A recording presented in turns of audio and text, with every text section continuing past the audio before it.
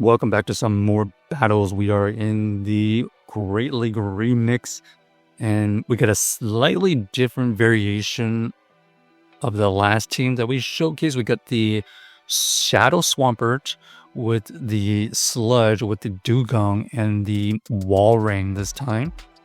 We get met with a Dusclops. This Dusclops throws the Shadow Punch, so we are going to just tank that first move, and now we get this Dusclops debuffed. It doesn't feel like this Dusclops is too tanky, especially since the highest rank 1 requires a bunch of XLs, because after one Icy Wind and some Ice Shots, it's already into the low yellow.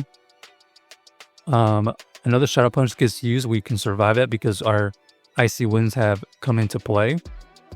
This Icy Wind here will KO the Dusclops, and now we leave this Dewgong with a sliver of health, and we faint on the move, which is not great for us. Here we're just gonna have to tank the move. They are running the Scorching Sand, and they switch out into the Tropius, and they get met with another Ice type with our Walrein. This is not looking good for our opponents. We are going to shield here so that we can get to another move. This is going to KO this Tropius, and as you can see, this Walrein is still going to be good against that Claydol. So GG's to our opponent, able to maintain an alignment basically, and unfortunately for them, that Walrein was a core breaker for their end game. So we got the ABB double ice to help with the grass weakness of Swampert. This time Swampert running the Sludge, and then Walrein running its Earthquake secondary move. Okay. Shadow Granbull here is probably best used against our Dewgong. We either get 2 shields or we get the KO with this next Icy Wind. But it also, okay, they do decide to let it go, and now this Shadow Dragonair just tanking a lot of energy. This is going to be a body slam that we can resist, and we're just going to throw this Icicle Spear here. They do shield us, so indicating that we potentially can shield and farm down and take this energy to the backline. And that's exactly the case because they have the Guzzlord. Guzzlord here does not enjoy that ice type right there. And because we are going to be able to get to the Sludge pretty quickly, we take them out with the Sludge, and down goes the team. So GG's to our opponents. Sludge Swampert actually came into play there, allowing us to reach that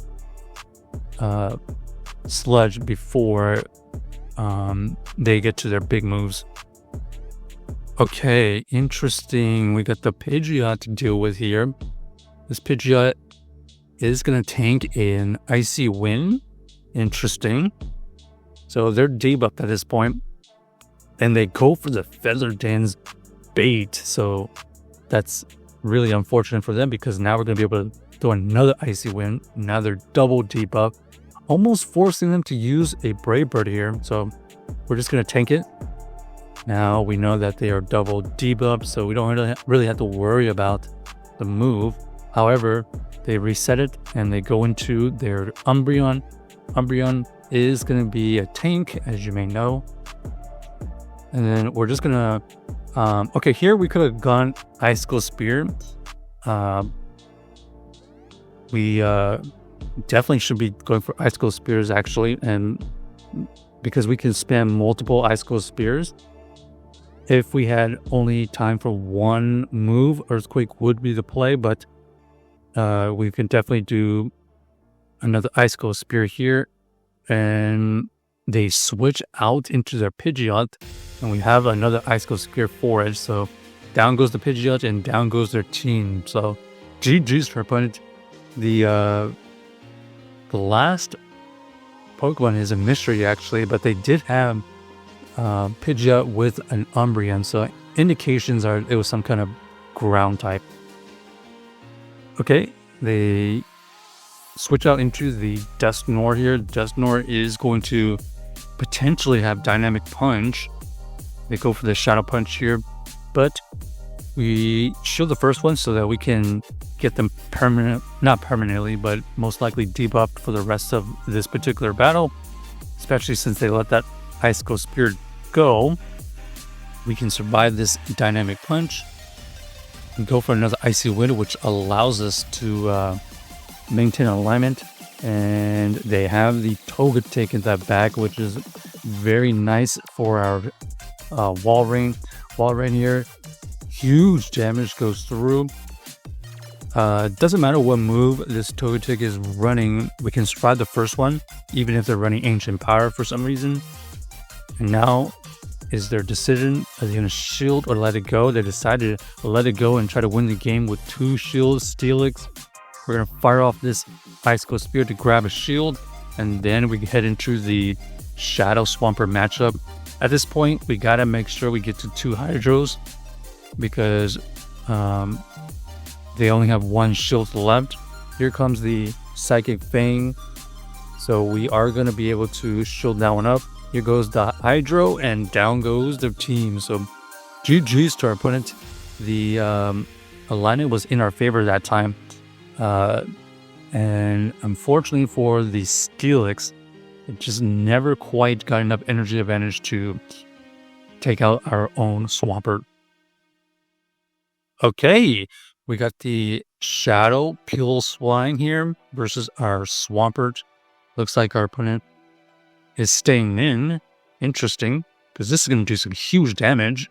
They do shield, and now we have to basically think about shielding. Yep, and looks like we do get the next Hydro before they get to their next move.